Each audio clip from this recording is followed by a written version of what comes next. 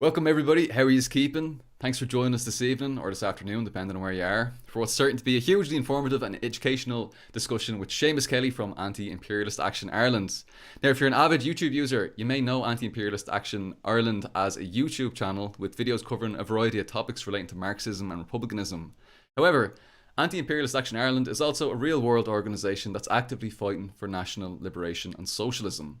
So Seamus, thank you very much for taking the time out to come on this evening. Please introduce yourself to the audience, telling people a little bit about Anti-Imperialist Action Ireland, its ideology, its history, and so on. And thanks very much, Paul, for inviting us to come on to the show this evening. But just before I start, I'd just like to firstly begin by extending the solidarity of my organisation, Anti-Imperialist Action Ireland, to the Palestinian people, to the Palestinian National Resistance, to their joint military command, who are currently waging their war for national liberation against. I'd like to particularly tonight extend our solidarity to our comrades in the Popular Front for the Liberation of Palestine, following the martyrdom of their comrade Abdul Aziz Abdul Hamid today. He was a cadre of the artillery unit of the Abu Ali Mustafa Brigades, and he was killed during a Zionist airstrike earlier today. I'm sure most of your listeners would know that the PFLP are a Marxist revolutionary organisation in Palestine, and they're at the forefront of the fight against Zionism and imperialism in the Middle East, and they should really be being supported at the moment by revolutionaries from all around the world. And on that note, I'd like to draw the attention to your listeners to the fact that there's actually a Palestinian political prisoner currently being held in prison in occupied Ireland, Dr. Issam Hijawi, who was arrested as part of an MI5 sting against the Republican organisation Sarah. And there's also the Sarah 9 currently imprisoned in Maghaberry. With Palestine, I wanted to raise the case of Dr. Issam Hijawi and also to call for the release of him and both the Sarah 9 also, and to encourage all your listeners to look into that case, but also to do what they can to support the Palestinian resistance at the moment. Absolutely, yeah, and solidarity with all political prisoners. And it's really important that we do take a moment to voice solidarity and support to the Palestinian people who are being brutally oppressed by the settler colonial apartheid state of Israel as they continue to slaughter unarmed Palestinian civilians, including children. And also to note that the Irish government still doesn't recognise the state of Palestine, which, given our own relation to the brutal occupying colonial power of Britain, is absolutely disgraceful. And yeah, absolutely ongoing support and solidarity to all political prisoners here and abroad. Really, really important points to raise, and thank you for raising those. So just returning to what you said there in your question, I suppose I'll introduce myself to your listeners. My name is Seamus, and I'm an organiser with Anti-Imperialist Action, or AIA for short. And AIA was established just 4 years ago in 2017 by an experienced group of socialist Republicans. And that group believed at the time that there was a need for a new vehicle, basically in Ireland, to advance the struggle for national liberation and socialism, and a vehicle that would reject all forms of reformism and stand by traditional socialist Republican principles, and that would most importantly combine the class struggle with the national struggle as the same fight. Now, AIA is organised as a mass organisation, and what we mean by that is it's open to all individuals who subscribe to socialist republicanism. Once someone is willing to uphold the principle of socialist republicanism, they're welcome to join Anti-Imperialist Action. And AIA basically, it's constituted the campaign against imperialism in Ireland, whether it be the British imperialism, EU imperialism, or North American imperialism. And we're also working to build in working class communities across the country to build up support for the revolutionary struggle in Ireland. Ideologically, Anti-Imperialist Action gives its allegiance to the All-Ireland People's Republic, which was proclaimed in 1916 and established then in 1919, re-establishing that republic, which was suppressed by a violent counter-revolution in 1922. And that People's Republic needs to be established under the democratic control of the working class to be, in effect, the Irish Socialist Republic. So the ideology, as I said, of AIA is revolutionary socialist republicanism, meaning we reject imperialism and the partitionist states in Ireland. We reject reformism in all its forms, including bourgeois electoralism, and instead we call for an all-Ireland boycott of elections and parliamentary institutions, including local councils. And we advocate the building of a class struggle through the development of resistance committees, centres of resistance, and revolutionary people's councils that can become the foundation of our re-established socialist republic. And AIA believes that this republic can be rebuilt through the organised and disciplined action of the working class. We reject the Good Friday Agreement and any claim that Britain has to jurisdiction in any part of Ireland. As I said, AIA believes in the class struggle and the national struggle as the one fight, and this is reflected in our ideology and our actions. And as I've said already, one of the key planks in our struggle is proletarian internationalism. And we view the fight in Ireland as very much in the context of the international fight of the working class. And we see no difference in that fight or in the struggle of the League for Poor Peasants in Brazil at the moment, an agrarian struggle in Brazil against the fascist regime. We see that as the same part of the fight of imperialism in Ireland. So basically, since being established 4 years ago, Anti-Imperialist Action has grown into an all-Ireland organisation with branches across the country, and it's been particularly successful in attracting a new wave of youth into the revolutionary struggle for the Republic. And in that time, we've become known for activism such as direct actions and in support of our objectives. And we've developed good relationships with other revolutionary organisations. And that's an important point because we uphold the position and the policy of the development of a broad anti-imperialist front for national liberation and socialism. This is a broad front combining organisations and individuals uniting socialist, Republicans and progressives to take our struggle forward to where it needs to go. Basically, despite the lockdown, which has had implications here in Ireland, we've continued to be active and we've grown across the country. And our current focus at the moment is on activism in communities, on political education and on highlighting the ongoing national struggle and the socialist class struggle in Ireland. Very good. Thank you very much for that. Yeah, it was gas. Just as you were saying, I was just remembering. I was taking the dogs out for a walk there today, and I see your stickers up around the area. So, is there definitely building up a bit of an ill presence? So that's great to see. Yeah. And you said the stickers are actually surprisingly good for breaking into new areas and getting people to get in contact with us. So, and it's a quick way of just getting messages out to people in communities. Yeah, absolutely, yeah. And it's tough to get them up sometimes during like lockdown conditions and that. So he's still he's pushing hard on that one, and it's very interesting that he's only established 4 years ago, and you seem to have become very much a heavyweight on the Irish socialist Republican left very, very quickly. It seems that things seem to be growing very rapidly. You do have quite a large social media presence. He's had the YouTube channel. He's done podcasts. Did a very, very good podcast. I believe recently, you just did one recently with. I see one of the comrades in the chats there. There's just talked about Desolation Radio. So yeah, he's really getting around, getting the message out, yeah. And it's great to see. And again, it's very important to highlight the internationalism there, and also that I suppose synthesis of republicanism and socialism into the one thing. So absolutely brilliant. Yeah, I mean that is important. I mean the organisation is just 4 years old, but it consists of new activists, but also more experienced activists that have been around for a long time, and that sort of combination, development and getting us to the position where we are today. So while it is 4 years old, we're lucky to have experienced comrades who've been around a lot longer than that can give guidance to the newer activists. Brilliant. And I also want to say as well to people in the chat there, we will be doing questions and answers later on in the stream. So if you still have any questions for Conor Seamus, then just go ahead and put them into the chat there. Just type @PaulMoran. I'll take them down. I'll write them down in little documents I have here, and we'll take them at the end of the stream. All right, so let's jump into the sort of main topic that we'll be talking about today, Republicanism and Marxism and all that sort of stuff. We'll go through a little bit of the history, and then we'll talk a little bit more about the ideology and sort of what that means for the modern socialist Republican struggle. But let's get things started. Let's talk a little bit about history. So why don't you go ahead and tell us a little bit about Republicanism and this revolutionary anti-colonial struggle in this Irish context? Yeah, no problem. I mean, putting it short, the history of republicanism is the history of the revolutionary struggle in Ireland, and throughout our history it's been the Republican movement that has led the struggle in Ireland, be it the class struggle or the national struggle. But to understand our current struggle, we'll have to go all the way back to the 11th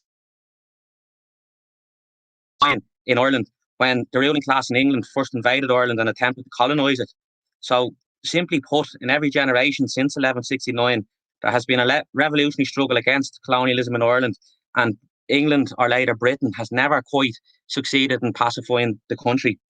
And throughout that time, they have used all forms of tactics in their attempts to pacify Ireland, from settler colonialism from campaigns of terrorism and even genocide through starvation, and right up until more modern times with the ongoing counter-revolution. But as I say, they've never quite been able to pacify it. And the revolutionary Republican struggle in Ireland is an ongoing struggle, even today in 2021. And to specifically focus on republicanism and the ideas of republicanism, we can start in the 1790s when the ideas of revolutionary republicanism were first brought into Ireland by revolutionary Irish Protestants who were inspired by the events in France, the French Revolution and the American Revolution, and believing that there was a need for a similar revolution here in Ireland to break the. So this led in 1791 to the establishment of an organisation called the Society for United Irishmen, and that was led by Theobald Wolfe Tone, who was considered the father of Irish republicanism. And throughout the 1790s, the leaders of the United Irishmen basically came to realise that the only way that they could break the connection with England was through a revolutionary struggle. And they began to make plans for a military uprising in the country. And they also looked to revolutionary France for help, which was at least agreed, even if it didn't work out how planned in the end. But that uprising took place in 1798, which was really a mass people's uprising involving the whole country. But unfortunately, due to the work of informers, that uprising was betrayed and it was eventually put down by Britain. But the United Irishmen weren't defeated, because just a short few years later, they organised a second uprising, which was in 1803, mainly in Dublin, and a guerrilla campaign in the Wicklow Mountains. And this is the rising that was led by Robert Emmet and also by Michael Dwyer. So if your listeners are interested in Irish history, if they look up the names of Tone and Emmet and Michael Dwyer, they'll get an idea of the origins of republicanism here in this country. But as I said, that rising was also defeated, but the country wasn't quite pacified, and Republicans continued always to wait for another day. This time that is the pike in the thatch, and what that basically means is, even though a rising might be put down, there's always going to be another day. And that came in 1848 during the genocide campaign, which was, many people call this the famine. But in reality, it was a deliberate policy of genocide by the British government to starve the Irish people into submission and to, pacify the country once and for all. So an organisation called the Young Irelanders began to stage an uprising. Unfortunately, with people starving, it wasn't very successful. But it continued, although it began in 1848, it continued and turned into a guerrilla campaign in 1849, led by leaders such as James Fintan Lawler, John O'Mahony and Philip Gray. And this would become very important because from 1848, it's arguable that the revolution has never really stopped. It's an unbroken tradition right back. You can argue right back to 1798, but certainly from 1848, there's an unbroken tradition of Republican revolution in Ireland, because following the Young Ireland Rebellion, the leaders of that, such as Fintan Lawler, although he dies, but John O'Mahony, James Stephens, they end up in 1858 establishing one of the most important Republican organisations in our history, which is the Irish Republican Brotherhood, also known as the Fenians, and they were set up on March 17th, 1858, simultaneously in Dublin and in America, and they were constituted to establish the Irish Republic by any means necessary. And as I said, they quickly became a mass organisation all across the country, and they were so successful that they even infiltrated all the Irish Irish regiments in the British Army, and that led the British to have to remove the Irish regiments from Ireland, and that delayed the rebellion from which should have happened much earlier until later in 1867. But even though they were a secret outbound organisation, the IRB used to propagate for revolution openly in their papers, the Irish people, and this won a lot of supporters to the Fenian cause. So by 1867, they were able to hold an uprising in several areas across the country. And although this is often written off as a failure of an uprising, if people look into it more deeply, they'll see that there were successful elements to that rising, and most importantly, it gave us the Fenian Proclamation of 1867, which is of particular interest because that's a very socialist document. You can hear the early arguments of Irish Marxism in that document, because the Fenians, the IRB, were actually members of the First International, and their prisoners were supported by Marx and Engels, who campaigned for an amnesty for the Fenian prisoners. But after the failure of 1867, the IRB didn't go away, and they continued to prepare for the next day, and they also became heavily involved and maybe the driving force in what's known in Irish history as the Land War, which is where the Irish masses broke the back of absentee English, the feudal land system and absentee English landlordism in this country. Although you could argue today that's just been replaced by native capitalist landlords and foreign vultures. But it's certainly a mass people struggle in Ireland that should be looked into more by people who are interested. And after that, there was a bombing campaign known as the Dynamite Campaign in England in the 1880s, led by O'Donovan Rossa. And again, after that campaign, there was a bit of a lull until about 1908, when a new generation reorganised the Fenians and began to plan for revolution. This included the establishment of a youth movement in 1909 by Countess Markievicz to prepare the youth to take part in that fight, and they were known as Na Fianna Éireann. And then in 1913, there was an outbreak of a massive class struggle in Dublin, known as the Great Lockout, where on one side there was the British colonial administration and a gang of 400 employers lined up against the workers of Dublin and their leaders, James Connolly and James Larkin, and the Irish Transport and General Workers Union. And it was during this great class fight that a new organisation was established called the Irish Citizen Army, who formed first as a workers' defence force, but then as an independent fighting organisation of our class to establish the Socialist Republic. So very quickly became a leading Socialist Republican organisation. And it was an alliance between these two organisations, the Irish Republican Brotherhood and the Irish Citizen Army, that led to the 1916 Rising, where our Republic was proclaimed, and Dublin held out for a week against the might of the British Empire. And there were other areas that fought too, Galway and in particular, and also there was a fight in Cork, and this led basically to the 1916 Rising. Although there was a military surrender, it led to the establishment of the All Ireland Republic in 1919, with the establishment of Dáil Éireann in Dublin, and with the launch again of the War for National Liberation on the 21st of January 1921. And during that time, that war becomes known as the Tan War, because the English force that were waged against the Irish people were the Black and Tans, a brutal force of ex-servicemen had fought in the First World War, but also of criminals who had been let out of English jails to come and fight the Irish, and they massacred the people in this country. But they were never able to, at that time, basically under Dáil Éireann, a system of dual power developed across Ireland, and the British were unable to break the Republican movement. And there was an emerging socialist revolution going along beside this. So you had the war being fought by the IRA, you had Dáil Éireann establishing dual power across the country, and you had workers up and down the country establishing Soviets and running up the red flag and driving out their bosses. So coming down to this in 1921, Britain realised they were on the verge of losing Ireland.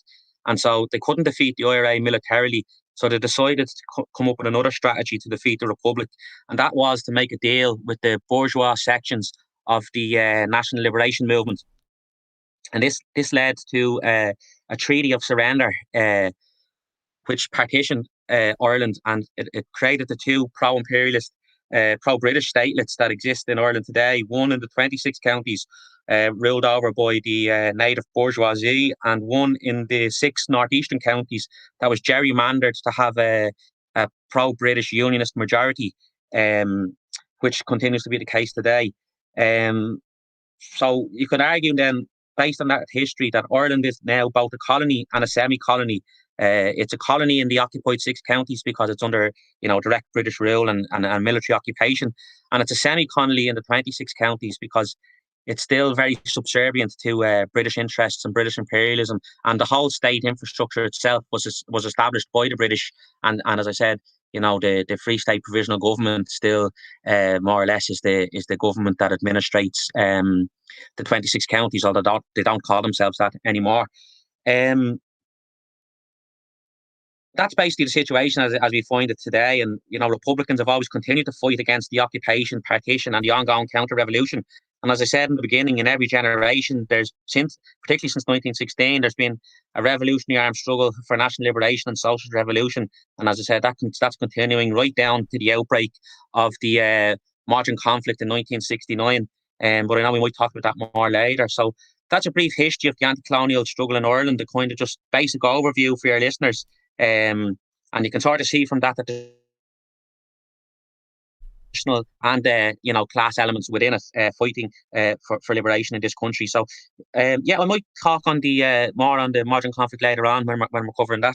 Yeah, brilliant. Yeah, I really look forward to jumping into that a little bit later. There's a little bit of a gap though that we need to cover first.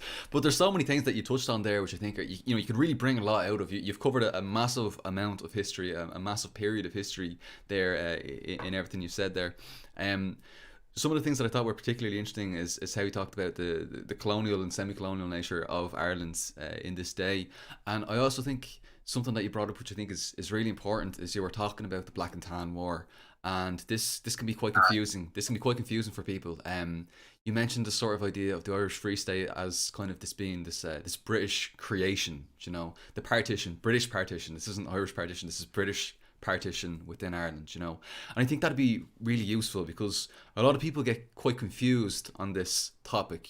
The history of Ireland is very much told what did they say? What's that old saying? History is written by the winners, I suppose, and the winners were the bourgeoisie and the comprador bourgeoisie. And we often don't hear about, in Ireland, we don't hear about the sort of socialistic elements throughout the Republican struggle. We don't often hear about the 1867 proclamation, the Fenian Proclamation. We don't often hear about that. But likewise, abroad, people don't hear about any of this other side of the story. They don't hear about the Republican side of the story. They definitely don't hear about the Socialist Republican side of the story. And so when we sort of talk about this period of Black and Tan War, it's generally known as the War of Independence. So could you talk a little bit more about this particular point, and maybe talk about this whole period, this sort of counter-revolutionary period, and how actually calling it War of Independence is maybe a little bit of a misnomer. So maybe talk a little bit more about this idea of a so-called War of Independence, why we might call it Black and Tan War, and then maybe a little bit more about this idea of the Irish Free State as being really a British creation. Yeah, absolutely. That's no problem.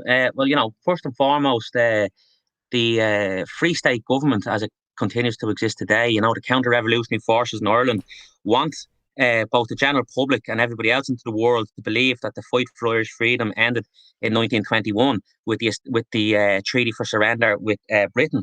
As we know, that's just not the case. Ireland continues to be occupied by Britain, and we also continue to have, a semi-colonial country in the 26 counties.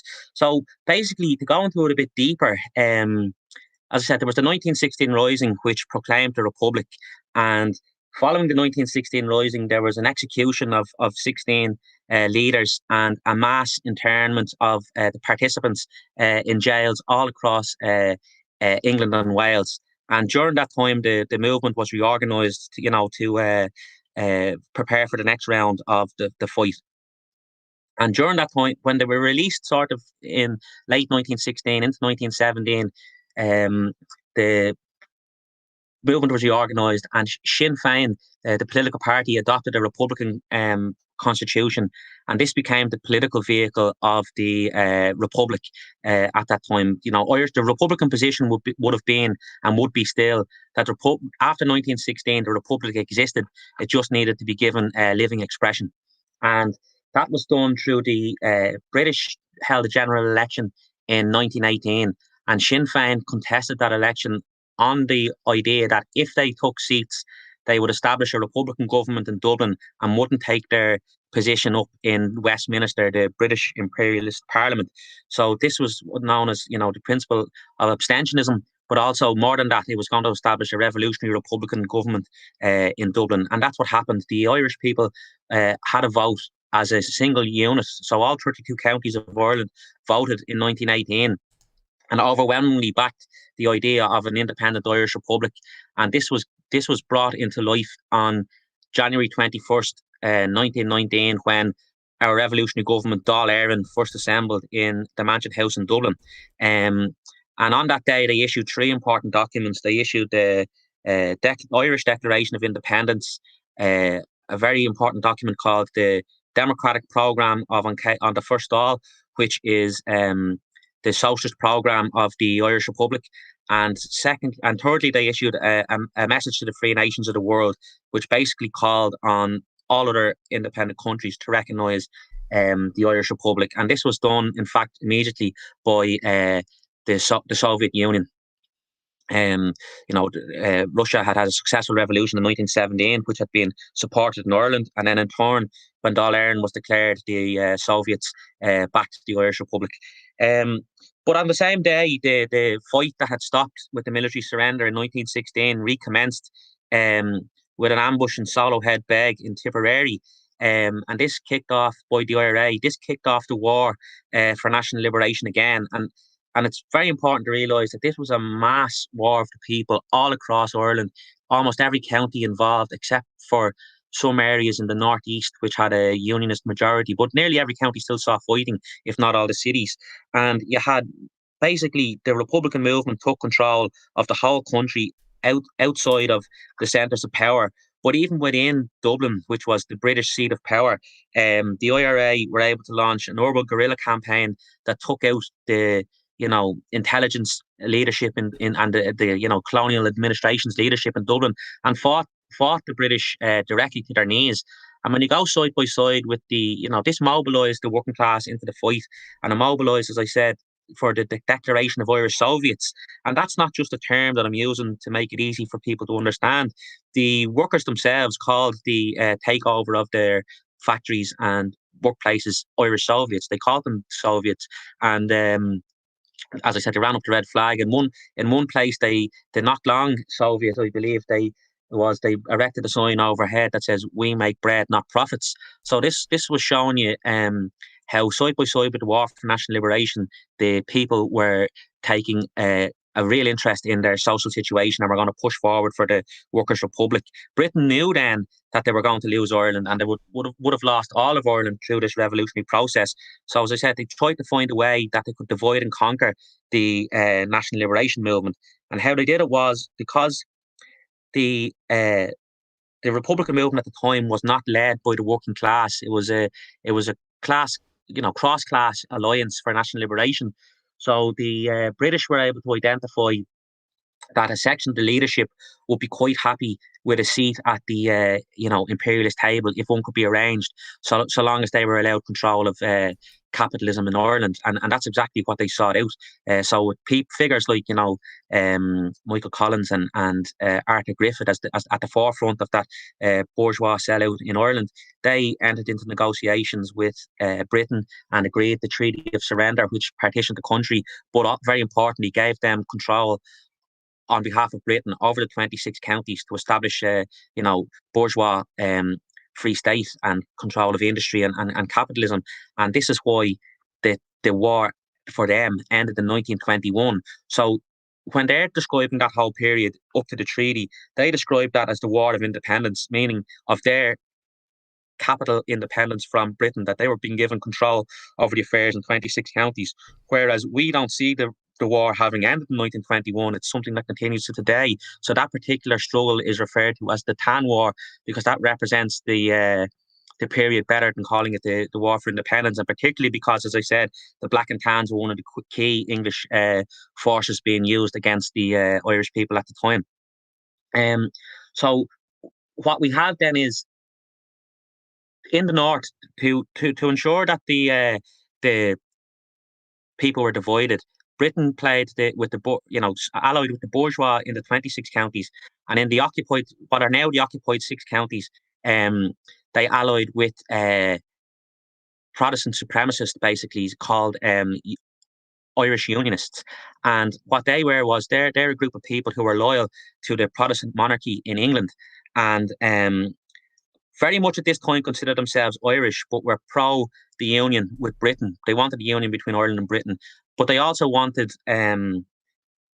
religious supremacy over Irish Catholics. And so Britain used this in the north to stir up sectarian tension and to say that if Ireland broke away from the Union, it would be Rome rule, as in rule over all of Ireland by the Vatican, because the majority in 32 County Ireland at that time would have held the Catholic faith.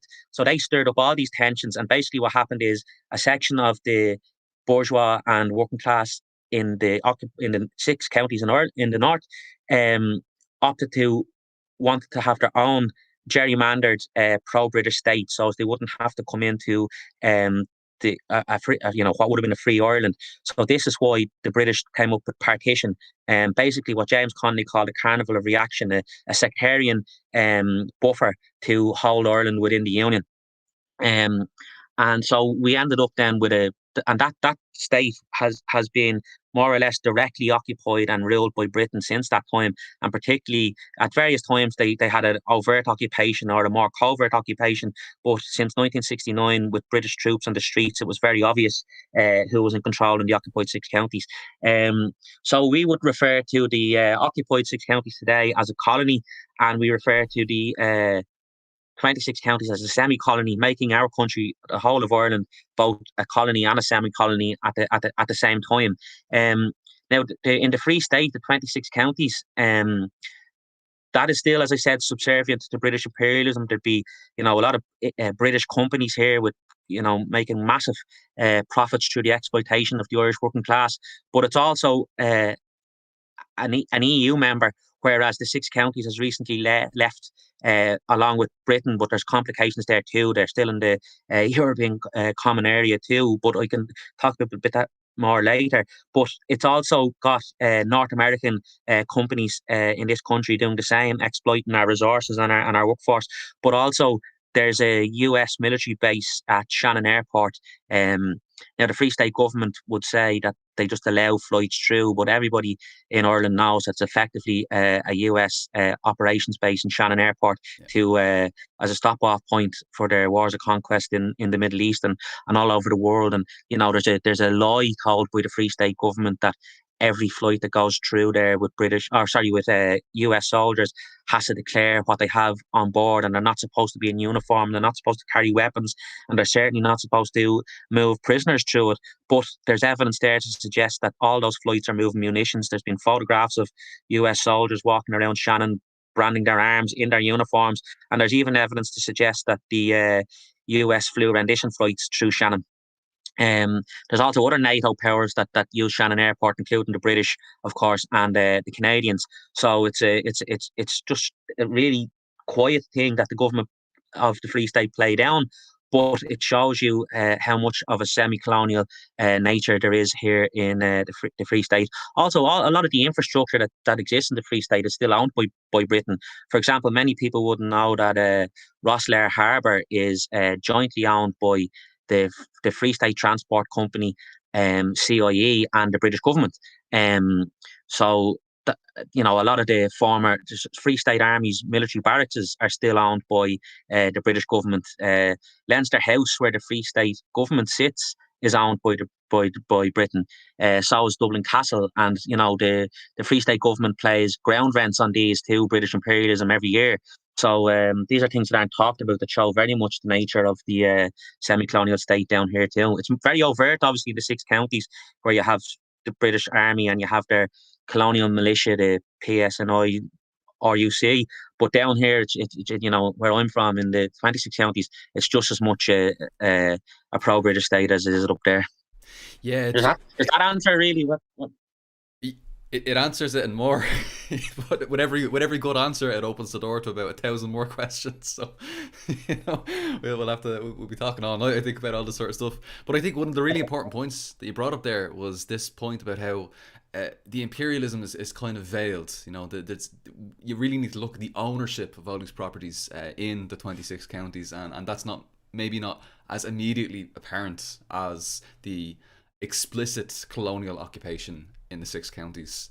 But once you do start looking at the ownership of the sort of the main streets in Dublin, if you start looking at the ownership of buildings on Grafton Street, then it becomes very, very clear who's really pulling the strings in the 26 counties, And I also really appreciate you bringing up the Shannon Airport situation as well. We've all seen the pictures of US troops walking very much outside the jurisdiction of Shannon Airport, walking down to shops in their uniforms, and you have to wonder, what are US troops doing walking down to the garages around the area in Ireland, So yeah, brilliant. Thank you very much. I appreciate that.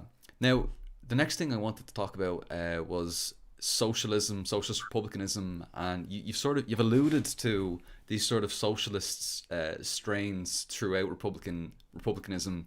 You've talked a little bit about, for example, the Democratic Program from 1919. And there's all kinds of things in that. Like there's like a pledge to the international working class movement. There's all kinds of great stuff in there. I think there might be a reference to Project Pierce's bit about all the wealth producing assets of the nation. They're all that very sort of socialistic kinds of means of production esque kind of language. So there's a lot of stuff in there, which is quite interesting. One of the most important documents I think that you raised was the 1867 Fenian Proclamation. And if it's okay with you, I'd like to just read out just a very small piece of that to sort of frame the next question, which is going to really lead us into the question about socialist republicanism and how it relates to Marxism. So is that okay with you? I might just read just a tiny little piece of that, and then we can... yeah, go ahead. Great stuff.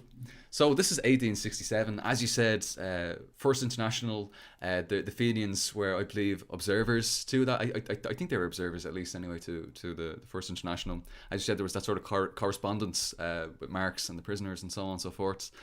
So there are these connections being sort of formed at this time. And again, we don't really hear about this when we're learning about the Irish liberation struggle here in Ireland or abroad. But this is from 1867. This is the Fenian Proclamation. And there's a great little bit in it where it says, all men are born with equal rights, and in associating to protect one another and share public burdens, justice demands that such association should rest upon a basis which maintains equality instead of destroying it. We therefore declare that, unable longer to endure the curse of monarchical government, we aim at founding a republic based on universal suffrage, which shall secure to all the intrinsic value of their labour. The soil of Ireland, at present in the possession of an oligarchy, belongs to us, the Irish people, and to us it must be restored. We declare also in favour of absolute liberty of conscience and complete separation of church and state, an interesting point that I think a lot of people would probably gloss over, especially a lot of the more right-leaning nationalist types in Ireland. And then it continues, we appeal to the highest tribunal for evidence of the justness of our cause. History bears testimony to the integrity of our sufferings, and we declare in the face of our brethren that we intend no war against the people of England. Our war is against the aristocratic locusts, whether English or Irish, who have eaten the verdure of our fields, against the aristocratic leeches who drain alike our fields and theirs. Republicans of the entire world, our cause is your cause. Our enemy is your enemy. Let your hearts be with us. As for you, workmen of England, it is not only your hearts we wish, but your arms. Remember the starvation and degradation brought to your firesides by the oppression of labour. Remember the past, look well to the future, and avenge yourselves by giving liberty to your children in the coming struggle for human liberty. Herewith we proclaim the Irish Republic, the Provisional Government, 5th of March, 1867. So, with that, let's dive into this. What is socialist republicanism, and how does it relate to Marxism? James, take it away. Well, Irish socialist republicanism is both the revolutionary revolutionary ideology and the revolutionary tradition in Ireland. So put very simply, anti-imperialist action would see Irish socialist republicanism as the application of the revolutionary Marxist method to the concrete conditions here in Ireland. And I'll explain what I mean by that. As I already said earlier, the roots of republicanism go right back to the 1790s with the Society for United Irishmen. But, it can also be said that the roots of socialist republicanism go back to the 1790s because, pre-Marxian socialism can be seen in the writings of Wolfe Tone, of Robert Emmet, and more importantly, through a revolutionary called Jemmy Hope, who was a working class leader of the United Irishmen and responsible for organising the, working class at the time into that revolution, and can be seen to very much be coming down on what we describe as socialist ideas within the Republican context. And at the time of Marx and Engels, as I also said earlier, while they were writing the Communist Manifesto, one of our leaders, James Fintan Lawler, was arguing that the way to be successful in national liberation in Ireland was through winning the support of the masses through a socialist revolution. And at that time, he was talking about an agrarian revolution to defeat the British landlords in Ireland. But the ideology of Irish socialist republicanism as it exists today was sort of first synthesized or systemized by the great Marxist revolutionary James Connolly. And James Connolly used that Marxist methods to study the history and conditions in Ireland at the time of, the turn of the century, basically the latter part of the 19th century and the early part of the 20th century. And he wrote a very important book called Labour in Irish History, which is basically putting the Marxist philosophy onto Irish history and a study of where the working class played its role within the development of Irish history. And, Connolly was one of the first people ever to argue that, the method for national liberation in Ireland was through the establishment of an Irish Socialist Republic.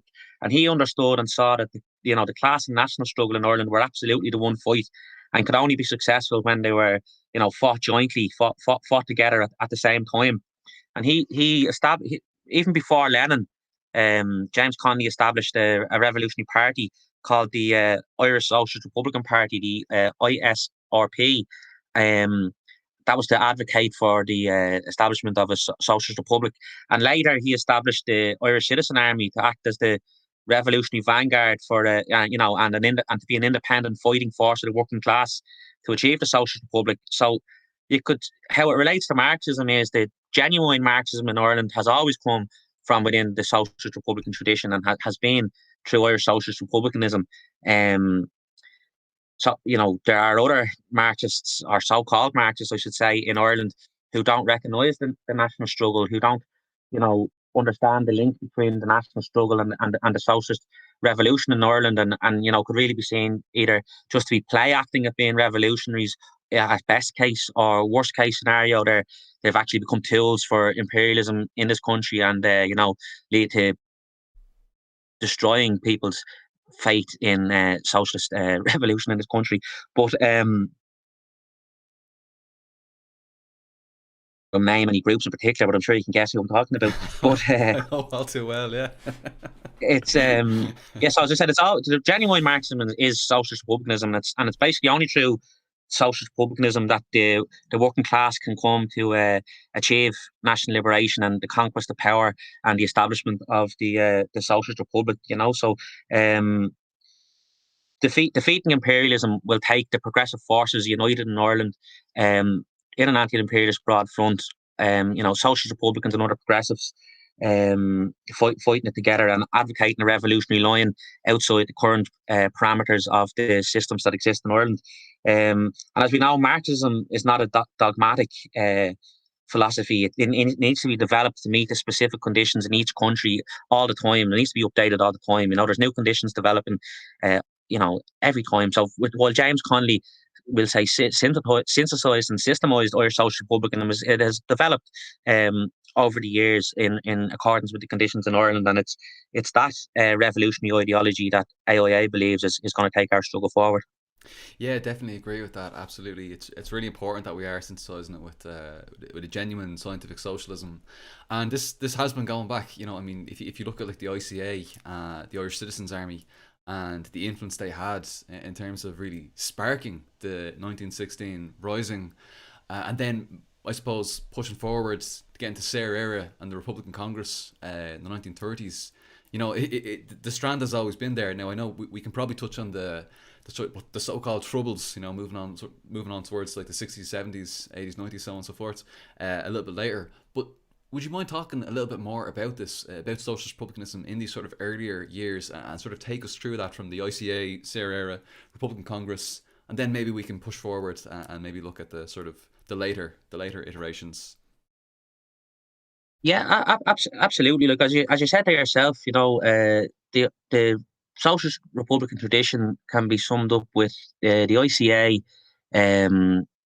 Sarah era, 1931, the Republican Congress, the move to the left by the mainstream Republican movement in the 1960s, and also maybe some of the other groups that evolved in the 1960s, like Sarah era, again a different group, not to be confused, but also very much as at the mainstream of the Republican movement adopted socialism in the 1960s, which is important to talk about too.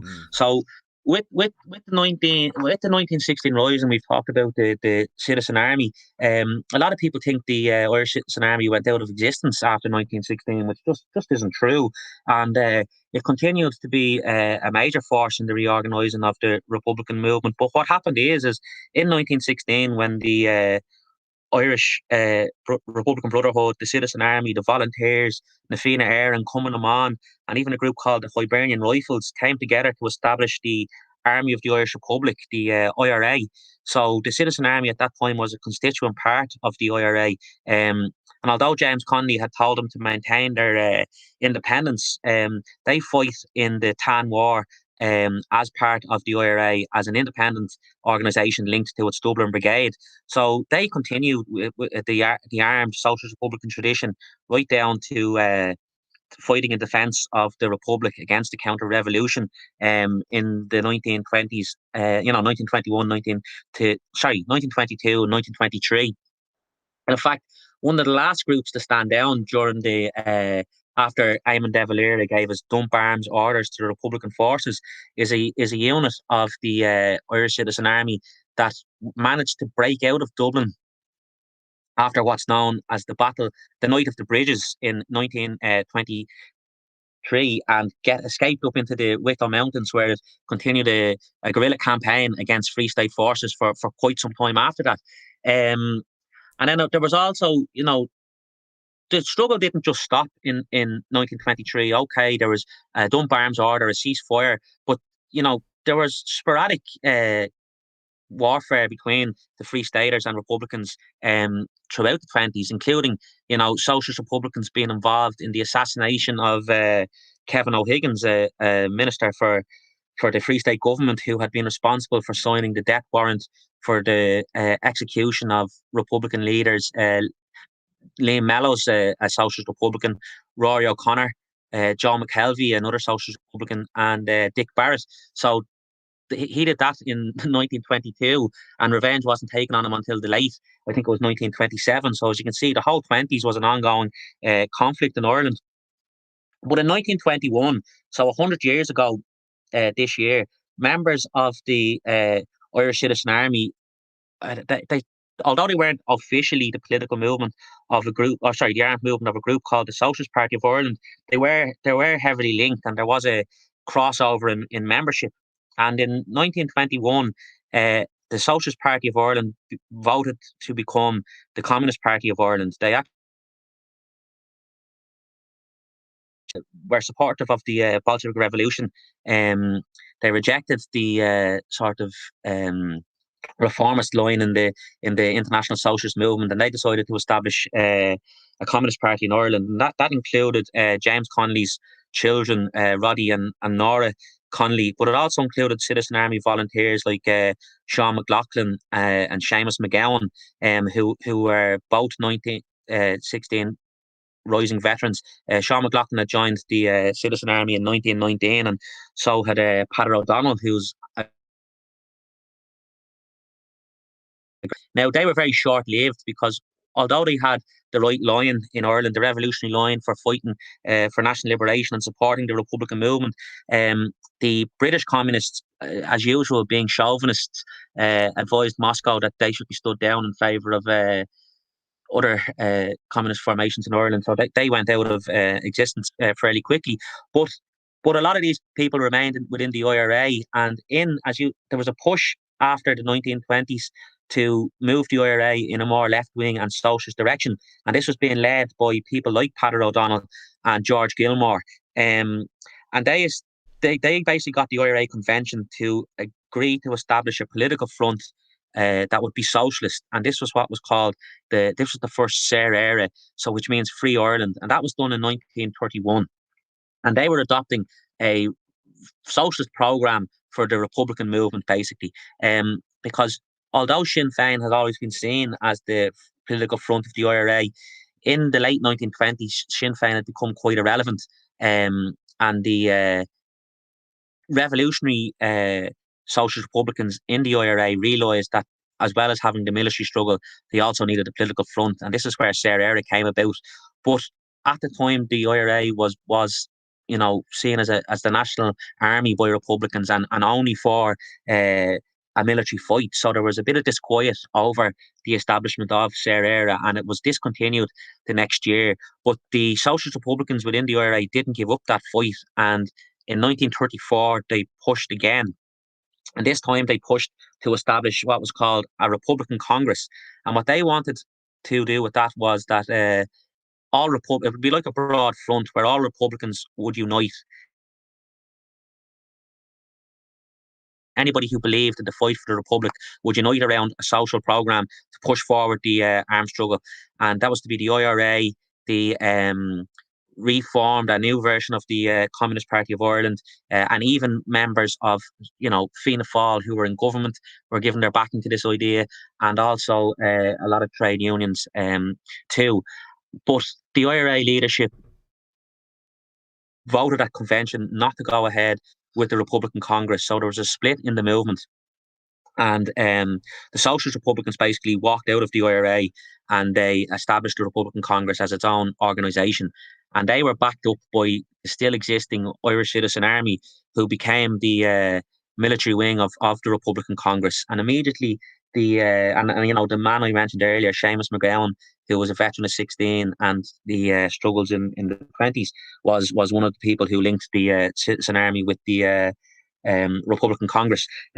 So you have Peadar O'Donnell, George Gilmore, Frank Ryan, Mick Price, and the Connollys, all leading Republicans at the time, establishing this new social Republican organisation known as the Republican Congress. And they immediately got involved in social struggles as well as the national struggle.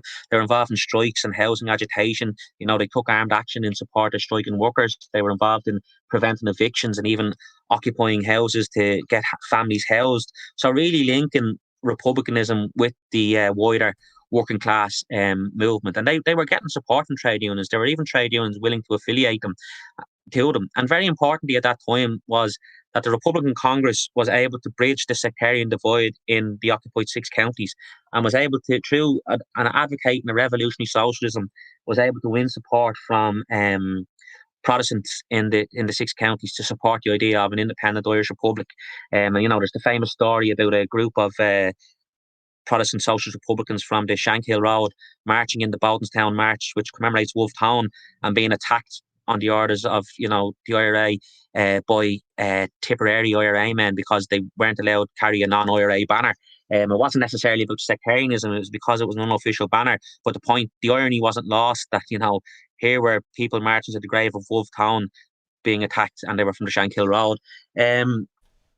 But the Republican Congress also split, unfortunately, not long after it was established. And its split was over whether it should be a revolutionary party or a broad front.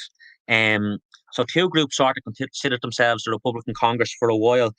And there was 2 factions of the Irish Citizen Army. But the Republican Congress played a very important role in fighting fascism, both on the streets of Ireland, but also in going to Spain to fight against in defence of the Spanish Republic against Franco and the Phalangists. And so the Republican Congress and Irish Citizen Army volunteers raised an international brigade to go and fight with the Spanish Republic, and that was led by Frank Ryan. And that's a very proud history in Ireland that's still celebrated very much so today by people from varying political backgrounds. Like a lot of modern Free State political parties would look back on this time as very inspiring and proud to this day. So after the Republican Congress, that faded. So the 1940s and 1950s was sort of a return to the militant Republican struggle. There was a bombing campaign launched in 1939, a war against England, called better known as the S Plan. And then in the 1950s, there was Operation Harvest, which was better known as the Border Campaign, which also saw flying columns going into the occupied six counties to fight for freedom. It's really after the border campaign that socialism begins to become an issue in the movement again. Failure of the border campaign, and Seamus Costello, a very well-known socialist Republican and later the founder of the IRSP and the INLA, his analysis after the border campaign was that it had failed not because it lacked the popular support of the people, but because it lacked their popular involvement. So he was very much party to leadership discussions within the IRA that sort of went back to the ideas of the Republican Congress to get involved in the everyday struggles of the people, around the housing, around workers' issues, around community issues, community-based issues. And Seamus Costello and others began to put this into practice. And, there was some resistance within the IRA because some people thought that they were there just to be a fighting force, but others argued that it should have been a revolutionary force. And by 1966, that argument is sort of won when Seamus Costello delivers an oration at Bowdenstown, which signalled the swing of the IRA, the Republican movement in general, to embrace Republicanism. So that would be just a brief history of the years between, say, 21 and 69 of Irish socialist republicanism. Very good, thank you very much. And I really like you led that in there with the Costello piece, because that's going to be really important as we sort of approach this fundamental year 69, when we start to see the big split and so on and so forth. It is quite interesting. Earlier on, you talked about how there is a sort of unbroken tradition of revolutionary Republican struggle. It seems like maybe they get the ruling class maybe gets a decade or two of a break, and then and then it kicks off again. And really, especially as we're moving into this period, the late 60s into the 70s, things are really, really going to kick off there. So would you mind telling people a little bit about what happened in 1969 within the Irish Republican movement? Yeah. Okay. Well, as I said, in 1960, the Republican movement embraces revolutionary socialism as its philosophy, and it sees itself now as a revolutionary organisation for the liberation of Ireland and the working class, and it knows that there's going to be another fight against England, but it wants this, as I said, to be a mass fight of the people. So it begins to agitate on social issues to win the support of the working class for the national struggle, and not in a selfish way, but to link the national struggle to the class struggle the way it always should have been since the time of Connolly. And so it's involved again in housing actions, in sit-ins and fish-ins, in support of striking workers all over the country. And at the same time, Republican leadership and communists in England come up with the idea that the northern state, which the sectarian state that exists, which means it is a Protestant supremacist state which victimizes Catholics because of their religion and holds them down. Catholics couldn't vote, they couldn't own houses, they couldn't get any sort of decent job.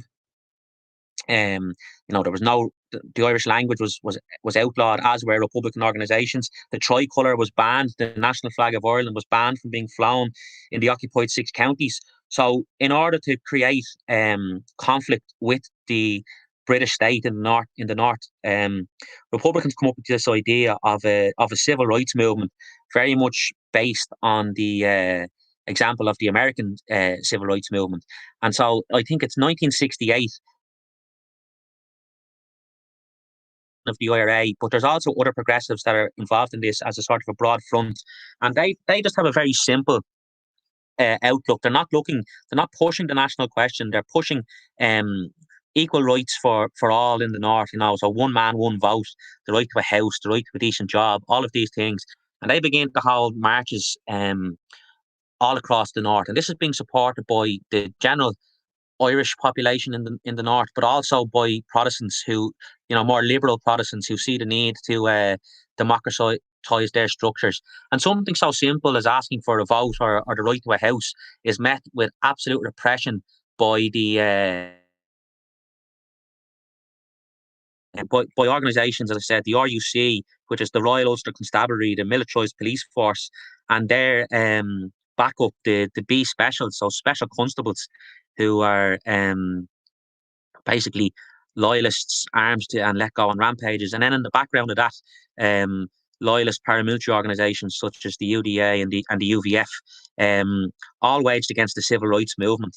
So there was different marches taking place in demanding these rights, and the British state in Ireland. And this led to riots and confrontation between the people, and the state. And what happened is British government attempt to present this as two warring factions in Ireland, which just isn't true. They were trying to say it was Protestants on one side and Catholics on the other. But what it was the Republican people and the nationalist people of the occupied six counties fighting against the illegal British state in Ireland.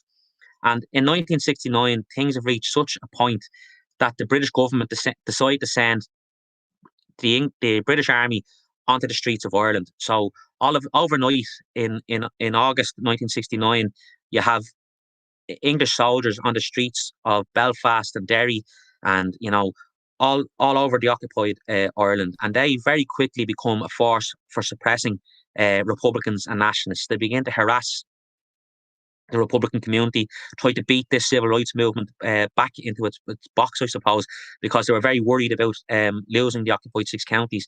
And obviously, what happens then is the IRA have to act in defence of the community, because with the loyalist violence and what are known as pogroms, which means they're sort of an attempt to ethnically cleanse areas of Catholics in the occupied six counties, the IRA at first go out to defend the nationalist community, and they engage in defensive actions against both the British Army and the loyalists.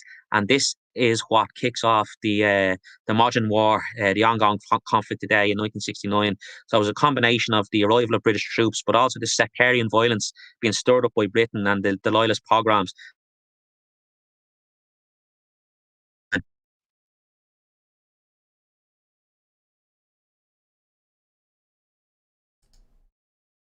Did I lose it? Sorry, it just went out for a second there, but you're back now, so should be grand. Yeah, so that what was the next part that you wanted me to talk about? So we're sort of up at 1969. We're talking about the pogroms and that. Yeah, no, I think that's pretty good. Maybe we'll push forward a little bit there. We'll sort of maybe touch on the so-called troubles a little bit. We've talked about the sort of acceleration, how the contradiction was intensifying and things got a lot worse. The Republicans needed to take up arms to defend the communities. So maybe let's talk a little bit about these so-called troubles a little bit, and then we can push forward onto more modern struggles in the modern state of republicanism and the struggle for national liberation. Yeah, well, I mean, it was always the plan of the Republican movement to instigate another war after the dump arms order in 1962 with the ending of the border campaign. But as I said, they attempted to win popular support for the Republican objectives throughout the 1960s.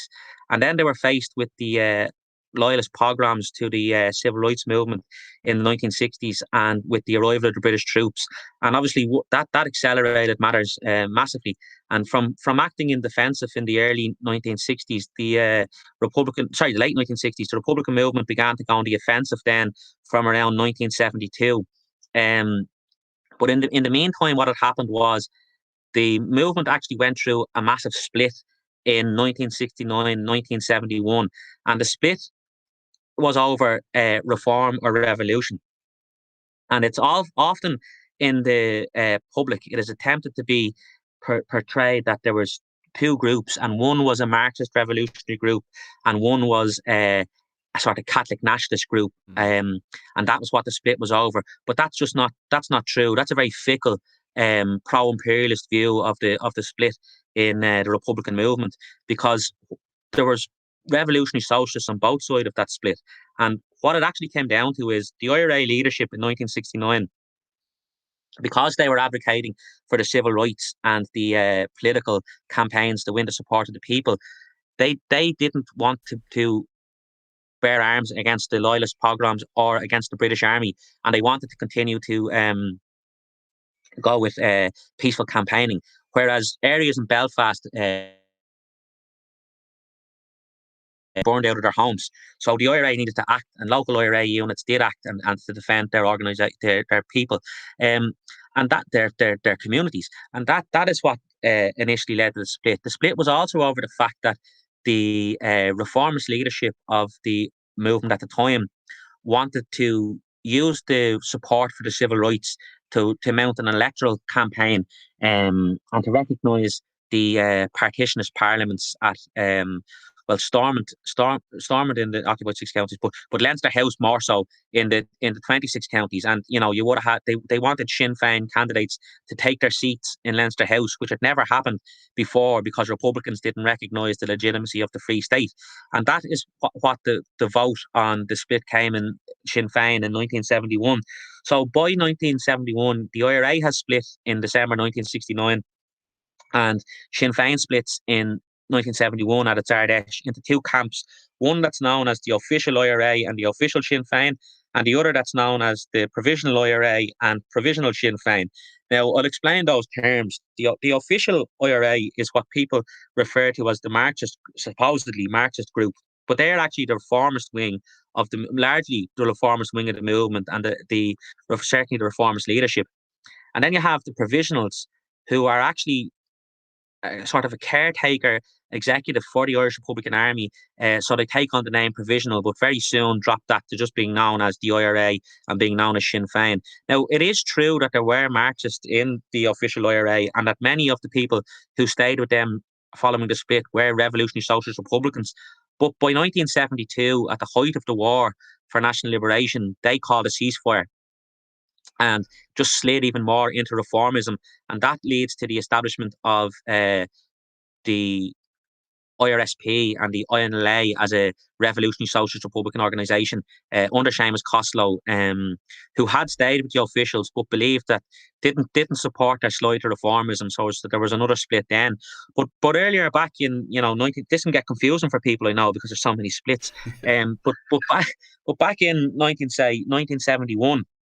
What you have now is you have two IRAs on the streets, and they're both fighting the British Army to the officials in a defensive capacity, but the provisionals more in a beginning to go on an offensive and to continue the war for national liberation. Because, as I said, the objective of Republicans wasn't civil rights; it was the re-establishment of the All Ireland Republic. And once the British Army came onto the streets, that was the catalyst for the instigation of the current conflict. So that the night heavy in Bell, the IRA was declaring things like this will be the year of victory, this will be the year of victory, but it never was. And the English responded by instituting mass internment of people in the occupied six counties, sort of from the age of 16 and up. They were being held in prisoner of war camps in Long Kesh. And instead of suppressing the resistance, this actually acted as a recruiting tool for the IRA. And also, as the civil rights campaign continued, the English parachute regiment was moved to just a terrorist force let loose in the population and carried out a number of massacres. You have recently in the news, people might have heard about the Ballymurphy massacre just yesterday. A British coroner's court ruled that the 10 people shot by the parachute regiment in 50 years ago in 1971 were innocent. And also there's the famous Bloody Sunday in Derry, where during a civil rights march, the parachute regiment again opened fire on the crowd for no reason, and killed civilians were killed that day. So this was British war crimes being prosecuted against the people of occupied Ireland, and this is obviously going to lead to an escalation in the war for national liberation. And by the mid-70s, 1974, the British government actually enter into talks with the IRA about the possibility of a withdrawal, because they've already realised in 1974 that they can't defeat the IRA. And at that point in time, it was, the IRA wasn't able to defeat them either. But nothing comes of those talks and the war continues. But sort of after those talks, there's a realisation within the IRA that this is going to be a long war, and it's not going to be a quick victory, and they have to settle down into a prolonged, protracted war against British imperialism in Ireland. And so from, say the 70s, 77, right up until the surrender of the provisionals in 1998, there's a protracted war in Ireland for national liberation, with something happening nearly every day at the time. And within that, there was always a socialist republican tradition. So, the IRA always had in its constitution that it wanted a 32 county democratic socialist republic, and that was the same as Sinn Féin. But there was also a more radical, say, tradition within of socialist republicans, following on from the Republican Congress, following on from the 1960s, and probably expressed best, in my opinion, in the late 1980s around the border, particularly the East Tyrone Brigade, and people like Jim Loyne, Pádraig McCartney, also in the Fermanagh Brigade, Seamus McElwain, people who are unhappy with the Provisionals' peace strategy, and who had embraced the writings of Chairman Mao while in prison, and were trying to look at maybe implementing or at least see how a protracted People's War might apply in Ireland. But unfortunately, these people were systematically taken out by Britain's SAS in shoot-to-kill policies between 1986 and 1991, which paved the way for the Provisionals to surrender, and to the Good Friday Agreement in 1998, which was a massive setback for Republicanism. You can't just drop a little bit of PPW in the middle of that and not expand on that a little bit more, because that's something that you never ever hear about. Would you mind talking a little bit more about what happened there with Pádraig McCartney and so on? Because that's even amongst Republicans, that's kind of something that's a little bit unknown, I think. Well, what it is that basically, from the 1980s, the Sinn Féin leadership had entered into backroom discussions after the 1981 hunger strike, basically entered into backroom discussions with British imperialism about trying to end the war and become, part of the administration of colonialism in Ireland. And, and there was obviously dissent in the movement at the time. There was people who would never have supported a compromise with England, and that's shown in 1986 when the Provisionals moved to recognise Leinster House again. So the same thing that the officials had done in 1969. There's another split in the movement, and the long respected Republican leader Rory O'Brodick, who is, at this stage, the person who was leading the traditional Republican position, and has been the president of Sinn Féin since between, I think it was 1969 till 1983. Now, I could be slightly wrong in that. He leads the opposition to this slide into reformism by the Provisionals within Sinn Féin. But also within the IRA, there was opposition to the slide to reformism, and this centred on the most active, say, guerrilla commanders in the war at that time, particularly in the border regions, and that they are the people like Seamus McElwain, Jim Loyne, Patrick Kelly, Pádraig McCartney, who are the East Tyrone Brigade. And some of these people were ex-Republican prisoners, and it has been said that while they were in prison, they were looking for options of how to develop the struggle, and these were all deeply committed socialist Republicans. So they were reading Marxism, and they were very taken with the example of Chinese Revolution up to 1949, and the teachings of Chairman Mao, particularly on the protracted People's War, as he had written it, because they were interested in trying to establish liberated areas around the border counties, similar to what South Armagh would have been, and that these could be used to prosecute the war then on further. So like a protracted, but it was also based on the guerrilla warfare in Ireland in 1921. So sort of an Irish version, they hoped, of protracted People's War. But as I said, unfortunately, now they actually met. They had a meeting to discuss whether they should leave the provisional movement and set up a group of their own. And the details of this are contested, of course, because they're all dead, and nobody really knows the whole story. But the long shot of that meeting was that it's believed they were going to leave, and they had began to implement their own strategy of a People's War in the area around the border by basically running the RUC out of the isolated barracks and clearing large areas of the countryside that were effectively under Republican control. And the RUC and the Brits could really only be in their the main towns and the big cities. And one of the most famous examples of this was the ambush in Loughgall, which is believed to have been betrayed because the SAS were waiting for the IRA unit when they came, and unfortunately killed some of the leading social Republicans at the time, including Jim Loyne, Padraig McKerney, and Patrick Kelly in one operation. And they continued to do this against those revolutionaries who were in favour of continuing the war, right down to 1991. And as I said, we'll never know whether they would have been successful in what they wanted to do, but they certainly were taken out to advance the peace process and to lead to the Good Friday Agreement. Jeez, Ireland would be a very different place if they were successful. It surely was. So come here to me. That takes us up pretty nicely into the 90s, Good Friday agreements, peace process, and so on and so forth.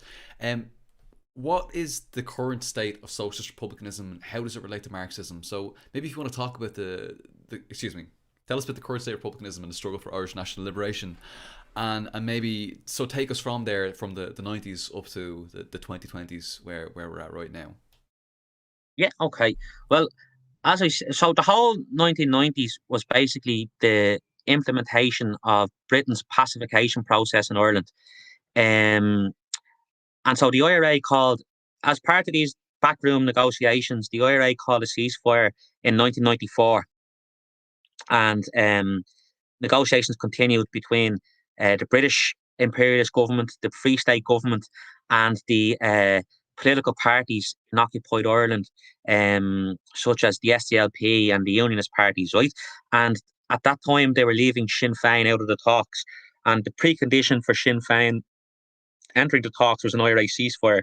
So, as I said, that was done in 1994. And this led to an intensification of Britain's pacification process, as we'll call it.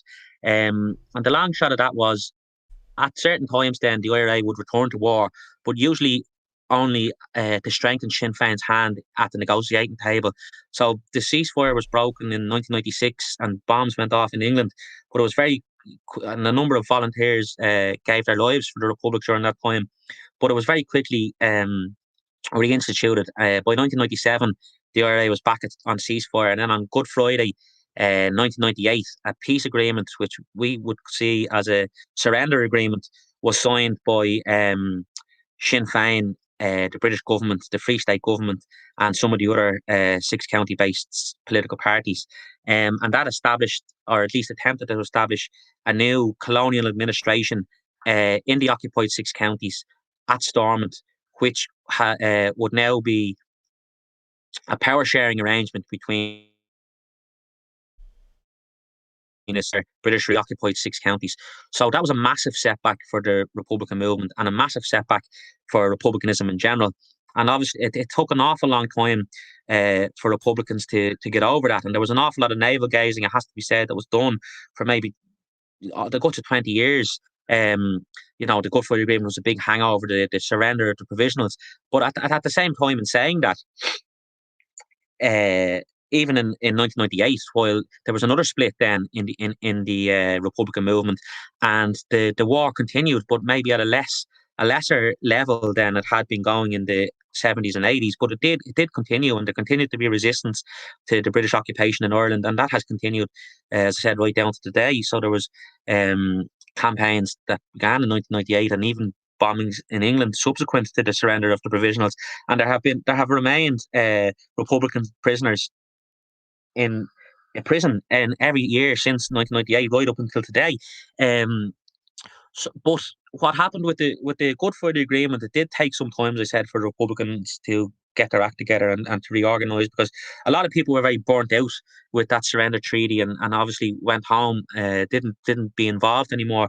So socialist republicanism began to gather again during this period, and people realised that the reason for the previous sellouts was because the leaderships had always been representatives of a bourgeois interest in the movement. It was the same in 1921 as it was in 1998. Some people could argue very strongly that the leadership of Sinn Féin were quite happy for the bourgeois nationalists in the north to get a seat at the table, and that was the struggle for them. Some people would refer to them as maybe civil rights with Armalites, and that's not a positive thing. That's a disparaging comment to say that they were never really in favour of the Republic in the first place. They just wanted their seat at the British table, the imperialist table in Ireland. But as I said, then down through the years, social republicanism did start to be organised and has emerged today as the main tendency within the Republican movement. So Sinn Féin still exist, but very few people would consider them. Now, obviously, they're broadly Republican, as in they aspire to United Ireland, but they wouldn't be seen as part of the Republican community today. Those who still believe in the need for national liberation and socialist revolution. So Sinn Féin are sitting in Leinster House, which is the pro-imperialist parliament in the south, and they are administering British rule in the occupied 6 counties. They support both the RUC, PSNI, Britain's colonial police force in the occupied 6 counties, and they also support the Garda in the 26 counties, which is led by an MI5 agent, Drew Harris. And it goes so far as Sinn Féin even call now for people to join the RUC PSNI and take up their position in Britain's forces in Ireland. But I don't think we should dwell too much on Sinn Féin. I just sort of give that as an overview, because they have become, they've just become another part of the British administration in Ireland. And while there are Republicans within the ranks of Sinn Féin, they're sort of irrelevant to the ongoing story of Republicanism now, which is coming out of those bad years. Since 1998, and you can see that it's starting to revive, because there is a new generation of much younger people that are getting attracted to the idea of national liberation and socialist revolution in Ireland. And there's a number of socialist republican organisations in existence that are attracting the youth. And I think, to think off the top of my head, and I don't want to name groups because I don't leave anybody out, but I think nearly all of the groups that exist in the Republican milieu today would describe themselves as socialist Republicans. So that would tell you the change that the Good Friday Agreement and the most recent surrender brought about. But I think how Republicanism finds itself, or social Republican finds itself today, there is again sort of a two-line struggle going on within it. And I'll include Sinn Féin in this two-line struggle, because what you have is, you have those who support the Good Friday Agreement and its promise of a border poll to unite Ireland, and those who reject the Good Friday Agreement and understand that only a revolution is going to free Ireland. So that's the sort of two-line struggle going on within Ireland at the moment, and there's a big push on from in some sections of constitutional nationalism to push for a 6-county border poll. And to explain that to your listeners, what that means is, under the Good Friday Agreement, the Treaty of Surrender, as I was saying earlier, the British included a clause that said, if the British Secretary of State at any time believed that the majority of people in the occupied 6 counties wanted to reunite with the 26 counties, well then a referendum or border poll would have to be held in the occupied 6 counties to decide on that. Now, as I said, there's a push on for that within constitutional nationalism, but the British government has said it's not happening, and it won't be happening for a long time yet. But even so, that is one of the positions that some Republicans hold today, that's everybody should throw their weight behind that particular movement and use that as a road to trying to establish freedom in Ireland. But I disagree with that and reject that, saying that is exactly where Britain wants the Republican movement to be. They want Republicans to take part in the parliamentary and electoral system, to distract them and to reroute them from revolutionary struggle. And the alternative to that is a much harder one, which is saying to people that the struggle in Ireland is still a long way from being over, and it's going to be a protracted struggle, but we need to dig in and keep going, and build our own alternatives outside of the parameters of the parliamentary system, and develop working class alternatives to those systems to deliver for our own communities. And to rebuild the All Ireland Republic of 1916, it's a much less attractive position, but it's the only one that's ever going to work, because the only thing that's going to deliver freedom in Ireland is a revolution.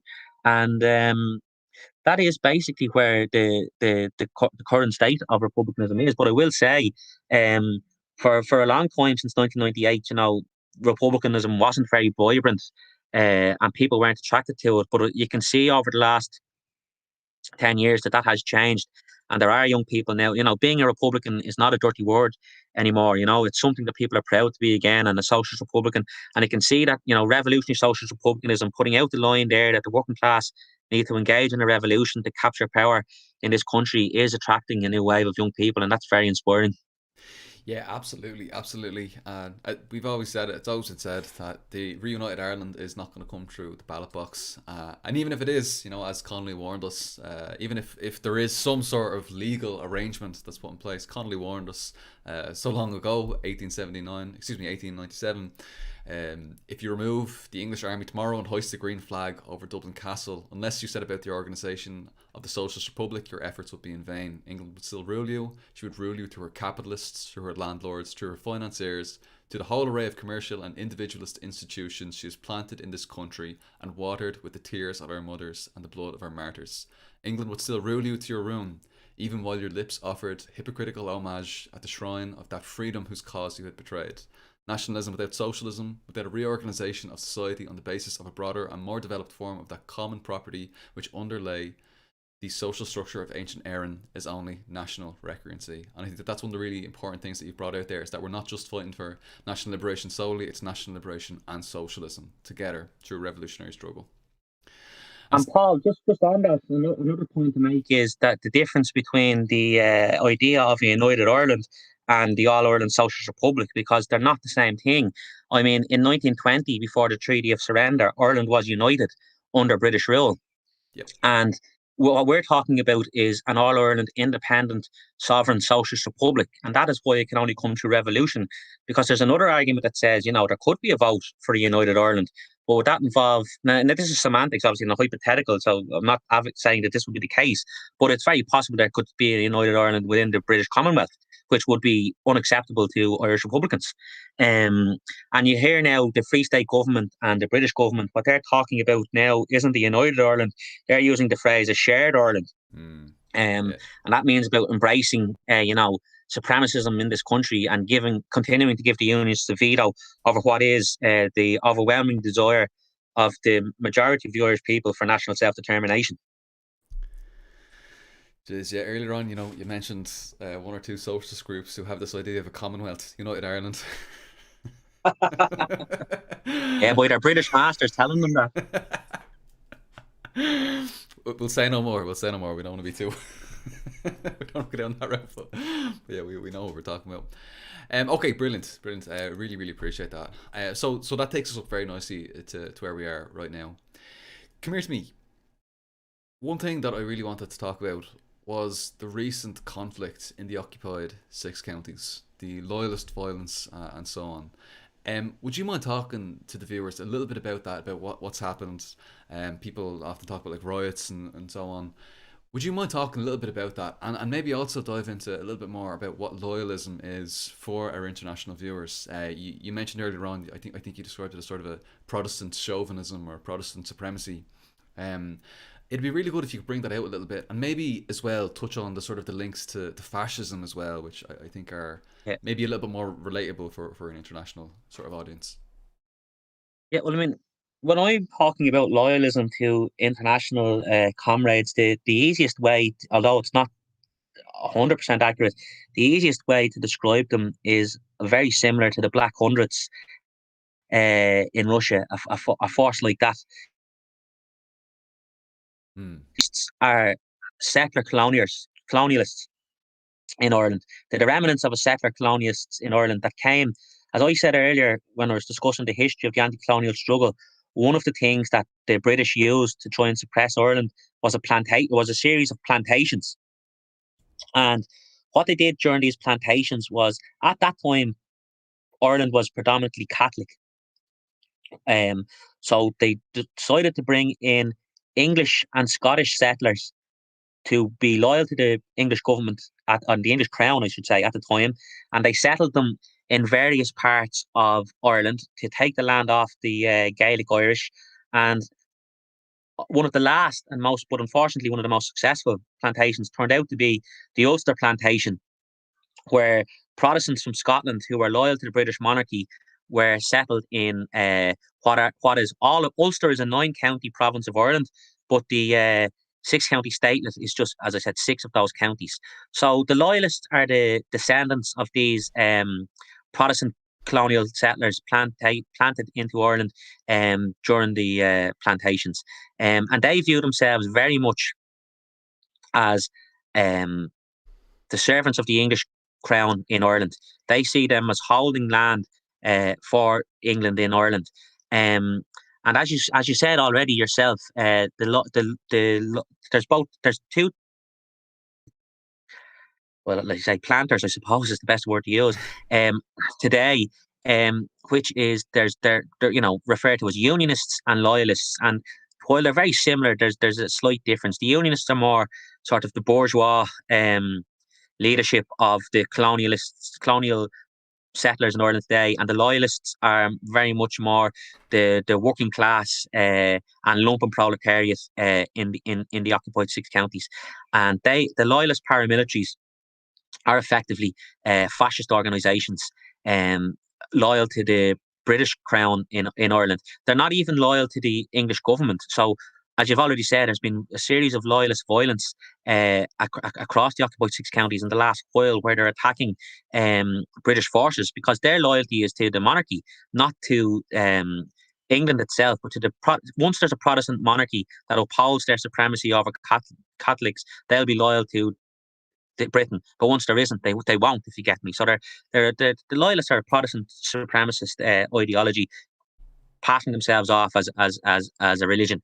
And what you have then is the Loyalist paramilitaries, which are mainly the UDA and the UVF, control working class areas all across the north. But you have the bourgeois unionist politicians working directly with these Loyalist paramilitaries to oppose Republicans.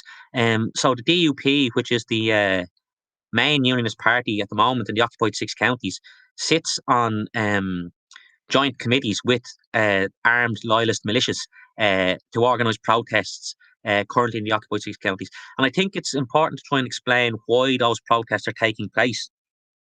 And I'm sure most of your viewers are familiar with Brexit and the decision by the people of Britain to leave the European Union in a democratic vote, which is not the issue, but it has created issues in Ireland because we don't recognise any border in Ireland, but there is an illegal British border in Ireland, and that has because the 26 counties is still in the EU.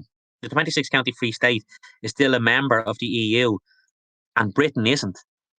There is an attempt to put a border across Ireland as an EU land border. And that's not acceptable in Ireland. And it's also, the Brits are very worried about that because a hard border in Ireland will obviously lead to an increased conflict in Ireland.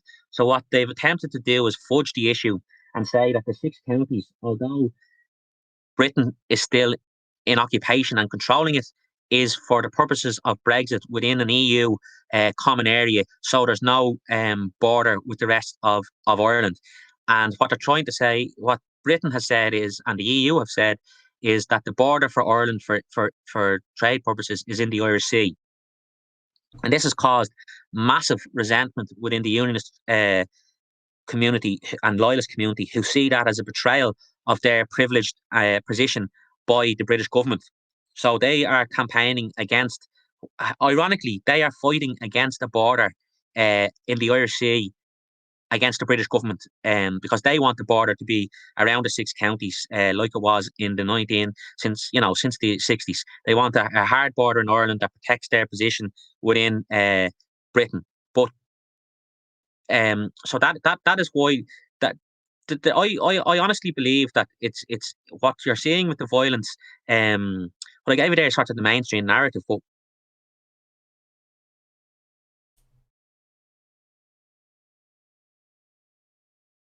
being successful with Brexit have become a lot more chauvinistic and jingoistic in their approach, and you can see it's very nationalistic. And Boris Johnson, as the leader of the Conservative Party, and to give it its full title, the Conservative and Unionist Party, obviously made some. He hung his career on getting Brexit through and getting a deal that the British imperialists would support. He hung his whole career on that. So it's quite clear that what's happened is he gave some sort of a nod to the Union so-called Irish Protocol to get it through, but afterwards we'll make it unworkable. And this is, I honestly believe, this is a joint campaign by the British imperialists, by the Unionist politicians in the north, and by the Loyalist paramilitaries to break the so-called Irish Protocol in order to force a hard border back up in Ireland. So you're having marches all across the north of Loyalists, called by Loyalist paramilitaries under the name of the Loyalist Communities Council, where they're bringing hundreds and hundreds of people out into the streets to march in, band with music, a whole lot, saying that they don't want the Irish Sea border. But on the back of that, there's also been an attempt by Loyalist paramilitaries to step up. There had been an attempt to step up the violence. So there was, particularly in Belfast, they were starting to attack vulnerable flashpoints in the nationalist community along what's called the peace line, a big security fence all across areas that divide nationalist from unionist areas. And this is what we saw at Lanyark Way on the Springfield Road, where the Loyalist paramilitaries stirred up the local kids and sent them to attack the peace line. And there was petrol bombing, and thankfully the area was defended by Republicans in the local community, and the Loyalists didn't get through. But and the reason that this shows you that where the loyalties lie is then you had Philip Mountbatten died, and this was at the height of the Loyalist protests and violence. And what happened was, out of a mark of respect to the British monarchy, the Loyalists called off their protests for the period of mourning. So they, in the nights before, they had really stepped it up. They were getting very violent. There was, petrol bombs going towards nationalist communities and the whole lot. But as soon as he died, they called it off, showing again that their loyalty isn't to the British government, but to the English monarchy.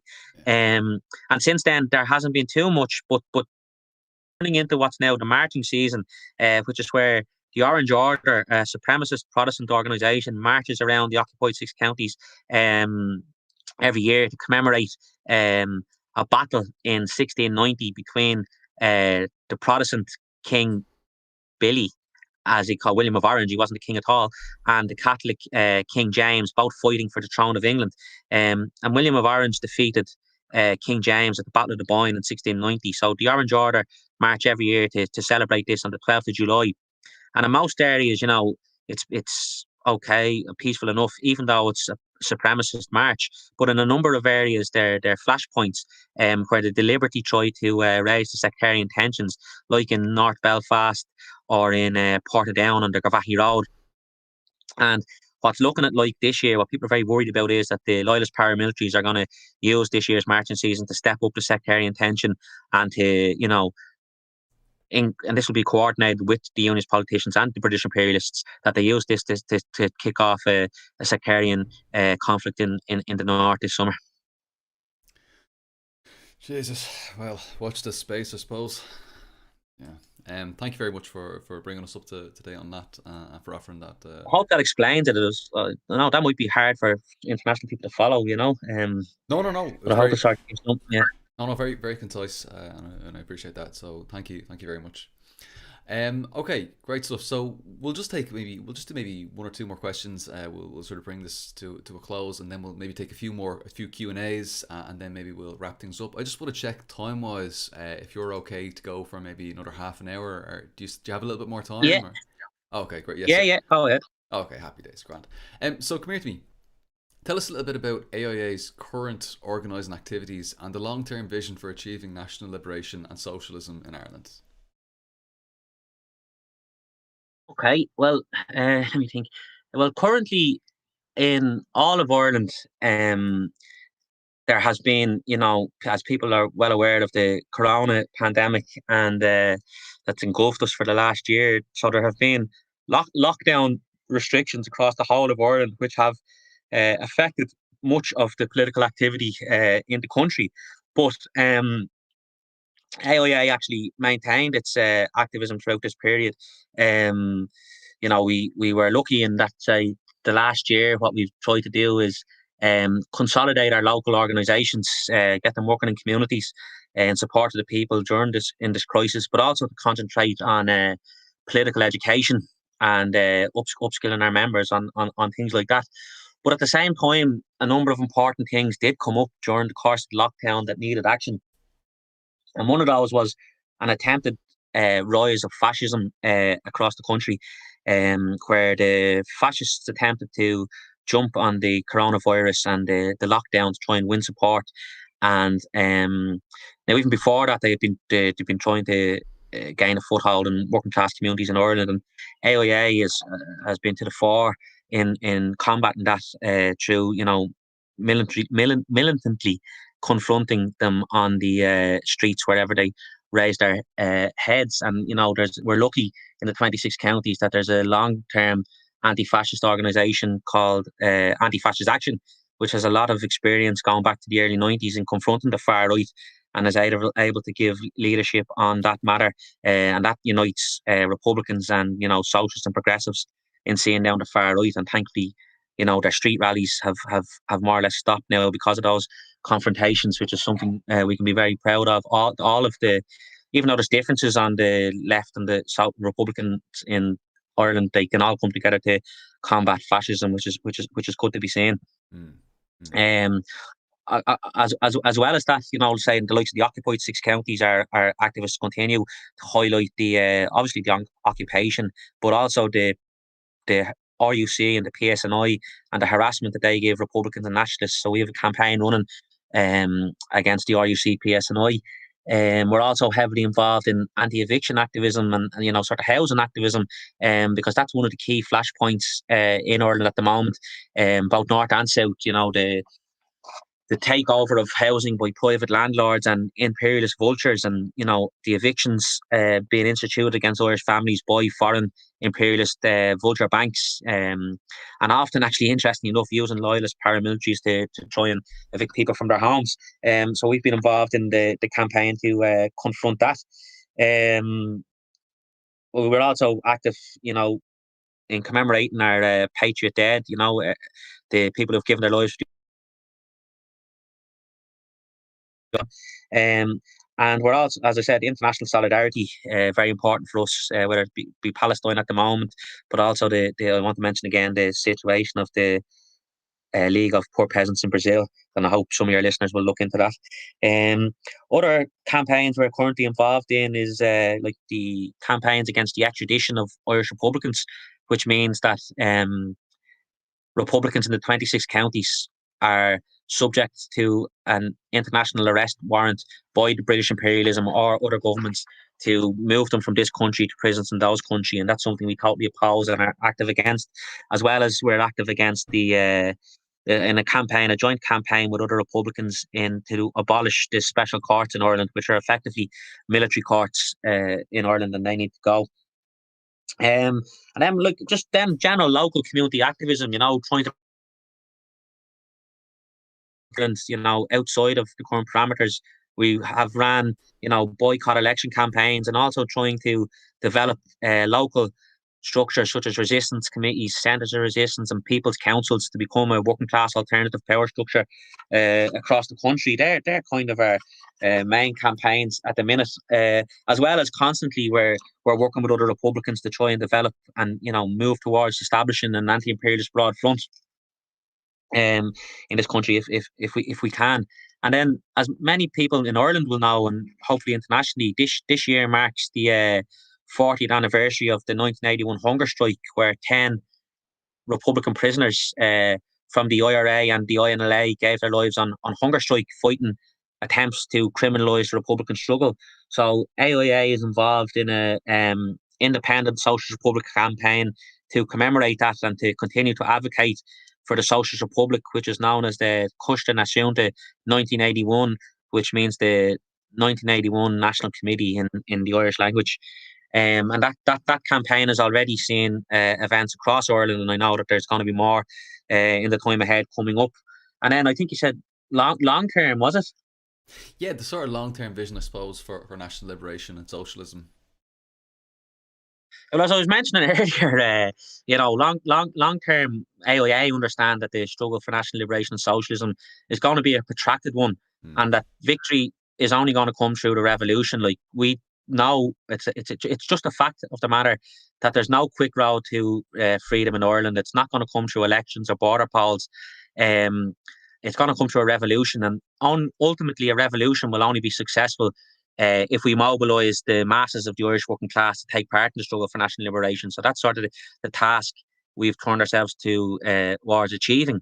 And to this end, like we're engaging, as I said, in communities to attempt to promote the idea of building working class alternatives to the current states, um, which we talk about through the establishment of resistance committees, centres of resistance, and then people's councils in communities where the working class can take democratic control of their areas for themselves. And because the working class are capable of solving any issue they face themselves, they don't need to be dependent on imperialist and pro-imperialist states. They actually have all the answers within their own community, and that's something we try to promote very much, because we believe that these alternative working class power structures can and will become the rebuilding blocks of our socialist republic.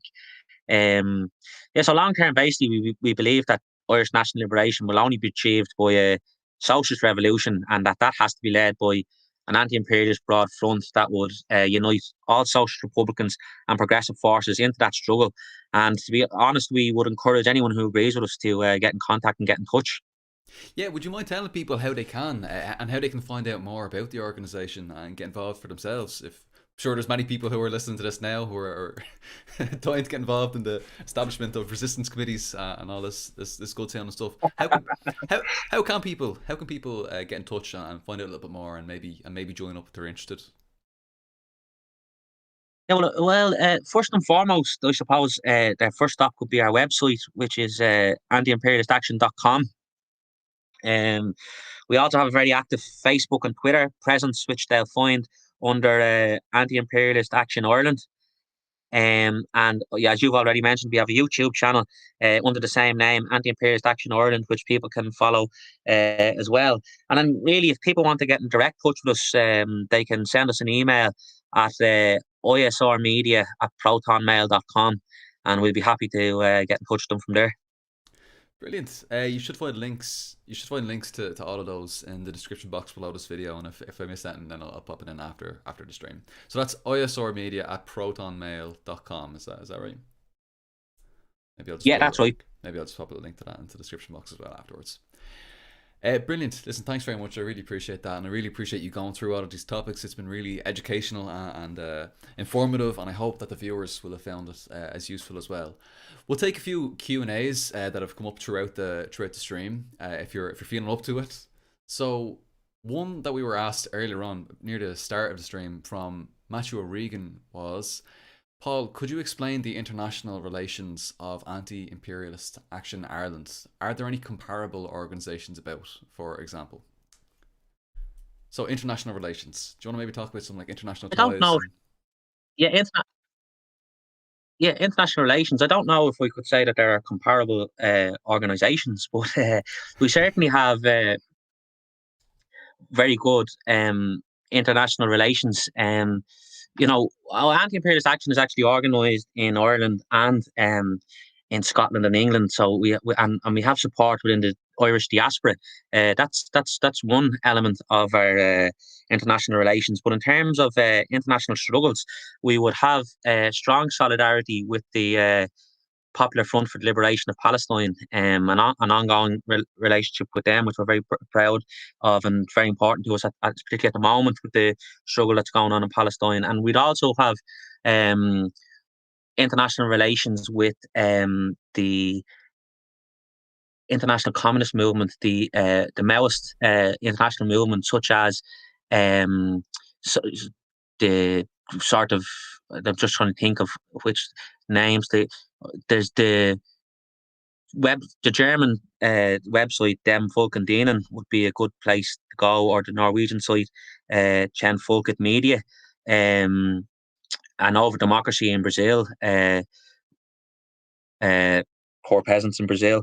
We'd have relations with all of those groups. Who we have also got relations with Basque revolutionaries, Catalonian revolutionaries, Turkish revolutionaries. I don't want to leave anybody out. And in particular, another very good news resource that I would advise people to look at is the Tribune of the People, ran by the American revolutionaries, which is excellent as well. That's like a weekly international update. I think that would be the main ones. But no, we'd have Germany, France, Norway. There's strong revolutionary movements being forged in these countries again, which is great to see. But also then, as I said, the links would still exist for us with the Palestinians and the Basque Country, Catalonia, which some of us would know those people going back very many years. Very good. Thank you for that. The next question we have is from the Engelsist. Now, I think we may have touched on this already, but the Engelsist asked quite earlier on, how has the Republican response been to the recent loyalist violence in the occupied 6 counties? And the comrade also says, P.S. Seamus, I would love to get in talks with AIA. Please get in contact. So, well, hopefully he saw the email address there, so that comrade can email us on isrmedia@protonmail.com. Yeah, and that is a very good question about how was the Republican response to the current loyalist violence. And the only thing I could say to that, without going into too much detail, is very good, because a majority of the Republican organisations were ready to defend the communities in the areas when the loyalist violence was kicking off. They were ready to get down themselves and protect areas from loyalists coming through the peace lines that night. And other nights, particularly in West Belfast and in North Belfast, and thankfully there was a good relationship between Republicans on the ground, that they were willing to work together, even if they have differences, because this is something completely different. This is a loyal, potentially, thankfully it didn't materialise, but a loyalist onslaught, a pogrom into the nationalist community just couldn't have been accepted. So I'd be confident that in any future wave of sectarian violence, Republicans will work together and will be able to defend their areas. Very good. Thank you for that. The next question that we have is from Michael Ross. How should revolutionary Marxists interact with political parties in Ireland? And Emily also added to that, another comment called Emily says, jumping off that other question, how should revolutionary Marxists engage with political parties, specifically in the occupied 6 counties? I'm not sure what they mean by engage. Do they mean take part in them, or what should their approach be with them? Or there's two. One of them, Michael Ross, just asks, how should revolutionary Marxists interact with political parties in Ireland? And Emily asks, how should revolutionary Marxists engage with political parties? So you can probably take it whichever way you want. It could be interpreted either way. Well, I mean, there's no common ground really between revolutionary socialist Republicans and Marxists and the reformist parties that take up government positions in the Free State and the 6 counties. I mean, they're part of the enemies of the working class, and they should be treated as such. Anti-Imperialist Action, not that long ago, before the lockdown, was involved in a campaign called Bring It to Their Doors. And the way we interacted with the reformist political parties was we put pickets outside the homes of Free State ministers and other enemies of the working class to bring it right to their doors and highlight the crimes they were committing against working class communities. Electoral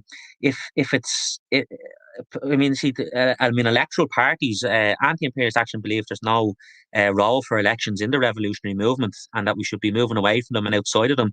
So I think we should interact with those parties the same way, if they're working class people, the same way as we interact with the rest of the working class, and that's to try to win them to a revolutionary position. But we certainly shouldn't be interacting with them as reformist parties, unless it's on a single issue campaign where we can all work together.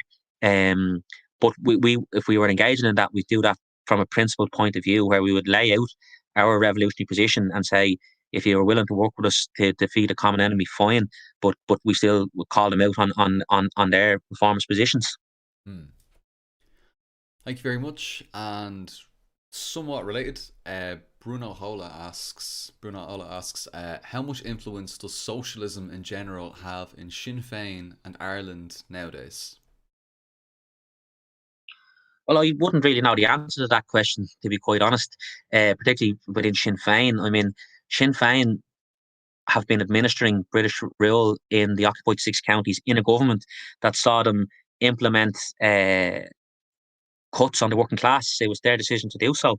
Um, so they have cut the benefits of working class people in the occupied six counties.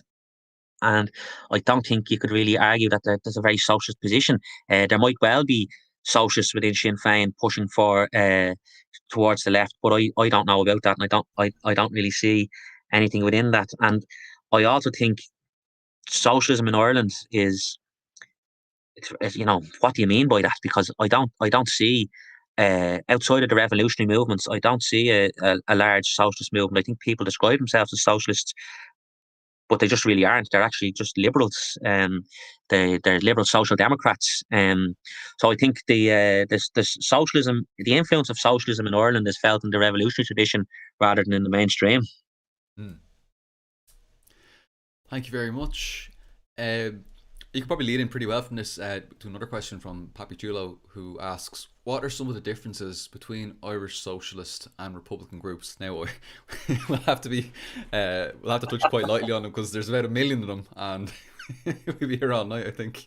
Did you want to talk about maybe any of the big ones, or maybe draw out some of the Well, distinctions there?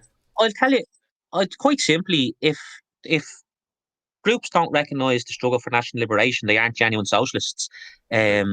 If you look at Marx and Lenin, all supported the struggles for national liberation and explained it was the duty of revolutionary socialists to support national liberation in the oppressed nations, which Ireland is. And if there are people who describe themselves as socialists that don't support national liberation, well, then quite frankly, they aren't socialist. And if they are groups who do support national liberation, generally there are good relations between them all. Mm. Yeah, brilliant. Okay, thank you very much. We'll take one more question and then we'll properly wrap things up. You'll be off the hook after 2 hours. Not at all. It's enjoyable. Yeah, well, very very informative, and I appreciate you taking the time out to do this.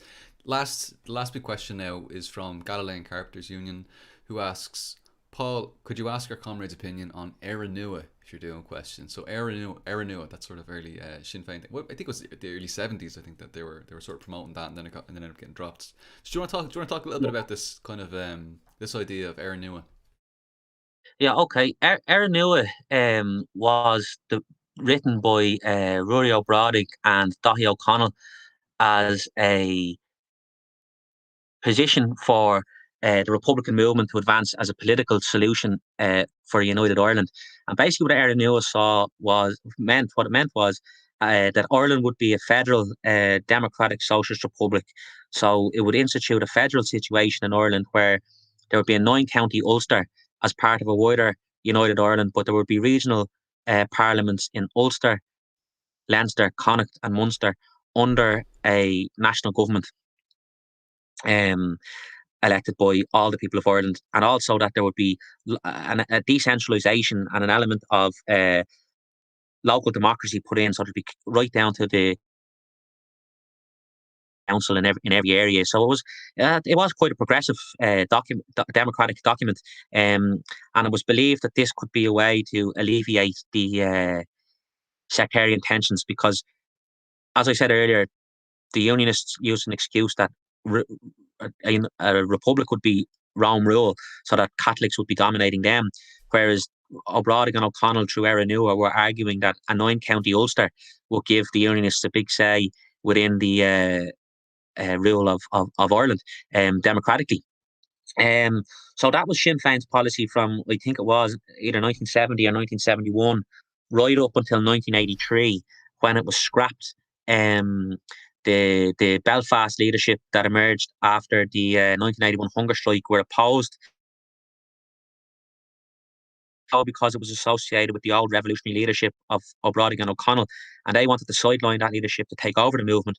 So they did that by attacking Éire Nua and undermining it, and then discarding it at the Sinn Féin Ardèche in 1983, which also, or I think maybe 1982 or 1983, and then by replacing Rory O'Bradick, who was so associated with Éire Nua, as president of Sinn Féin with Gerry Adams.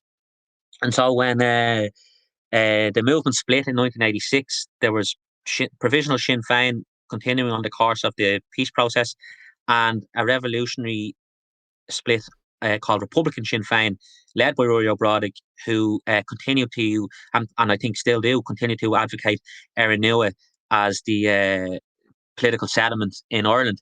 Now, as I said, I think, personally speaking, there are a lot of good points in Éire Nua, particularly the local democracy, and community councils. That would in many ways be similar to what I'm talking about in resistance committees and people's councils. But where I'd have a difference is, I'm not sure federalism would work in Ireland. That Ireland is big enough to be a federal republic. I think it would be, I'd believe in a centrally planned economy as a Marxist and a centralised government. So that would be my difference of opinion with it. But other than that, I think there's definitely strong points in Éire Nua, and it doesn't deserve the flack that it was given by the provisionals. And as I tried to say, that was done not because of the policy of Éire Nua, but to undermine the revolutionary leadership of the movement, particularly Rory O'Bradick and Daithí O'Connell, so as the peace process could be, pacification process could be followed. Brilliant. Listen, thanks so much for coming on, James. It's been absolutely brilliant. It's been really enlightening, eye-opening as to the struggle historically and currently in Ireland. I really appreciate you taking the time out. One last chance. Is there anything you want to shout out? Anyone you want to shout out just before we fully wrap things up? No, I'd just like to thank you again, Paul, for having us on, and I'd just like to encourage all of your viewers to look into the struggle in Ireland, what we're saying in anti-imperialist action, and make up their own minds, but more importantly, to do what they can over the coming days to support the situation in Palestine, wherever they are in the world, either to organise actions or support, boycotts of Zionist goods. And I think really, as Ghassan Kafani of the PFLP said, the struggle for Palestine isn't just about Palestine, it's for revolutionaries everywhere. And I think now is the time that we need to show that it's true. So, and as I said, if anti-imperialist action's position is that we need to go forward for national liberation and social revolution. There can't be any compromise or reform, and so it's a protracted struggle until that victory. And I hope I'll meet some of the people along the way. Unreal. Listen, Seamus, thanks a million. This has been absolutely brilliant. Cheers, everyone, for watching. Take care. Enjoy the weekend. Good. Slán.